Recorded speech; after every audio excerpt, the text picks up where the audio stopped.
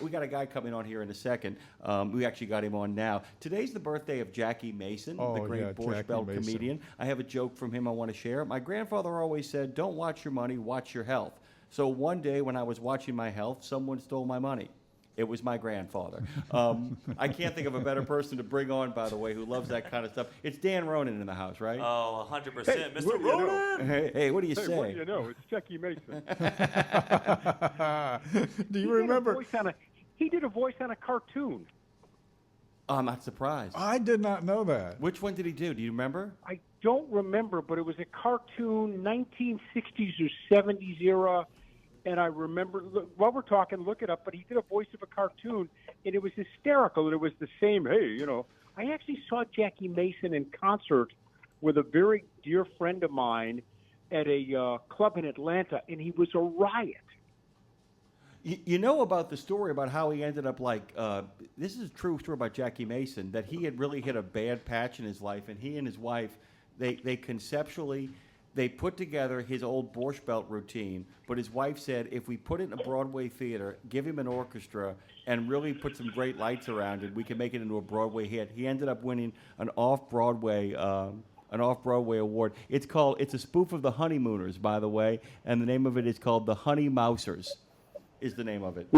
Was that the cartoon you mean? Yeah, it's The Honey Mousers, by the way. I changed. I could see him doing something like that, yeah, with you know, the old... Cramden and Ed Norton and the whole bit. Sure, I can do that. Hey, Ralphie boy. Well, there was one. Boy, hey. There's Place one your in feet 19. firmly on the ground. Address the ball. Hello, ball. Hello, ball. Get out of here. Go ahead. Get out of here. There was one in 1969. It was a cartoon called The Ant and the Aardvark.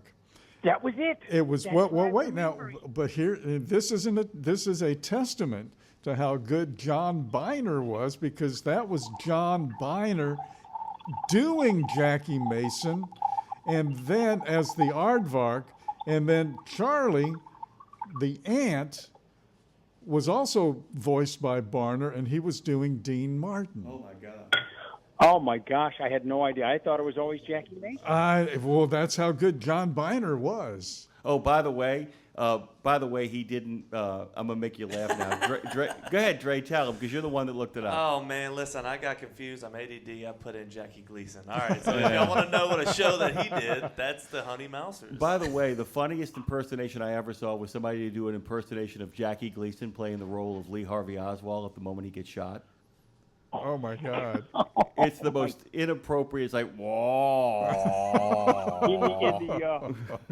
I have a story about that, if I can indulge you with that. I was Please. a reporter for Dallas in many years, and I got a tour on the 40th anniversary of the Kennedy assassination with the police detective who was attached to Oswald, the guy in the tan-colored suit. Remember the guy? Oh, in the yeah. suit? Mm-hmm. Yeah. So I got a tour of the jail. And I went into the jail and was actually in the cell where Oswald was at, and looked up, and someone wrote up on the top of the cell, L.H. Oswald slept here, ... for just a short period of time. All right, wait a second. Hold the presses. Robert Braswell just texted me. Robert Braswell, he heads up TMC, Tech Talk with TMC. Dan is thinking of the Aardvark from Ant and the Aardvark, but that was an imitation by John Biner. Oh, my gosh. Oh, my God. Yeah, and then he says, you got it. Oh, man. Robert Braswell, always a step ahead. Always go when people actually try to figure out if we actually can do our job over here, Dan. I would like to think that people are listening because they support us, Dan. I think people are listening to figure out if we have anything going on over here whatsoever. We love Robert Braswell. Go ahead, Dan. The officer, by the way, who was attached to Oswald, who was a police detective in the Dallas Police Department, on December 7th, 1941, was in the Navy stationed at Pearl Harbor and was firing at the Japanese attack planes as they attacked Pearl Harbor. So that's number one moment in history. Number two moment in history, he was in the motorcade when Kennedy was shot. Number three, he was at the theater when Oswald got captured. And on Sunday morning, he was attached to Oswald when Oswald got shot. This man is the Forrest Gump of law enforcement and of military history. Holy cow. By the way, I know you know this, Dan, but my father, when he was an assistant district attorney, actually worked for Jim Garrison.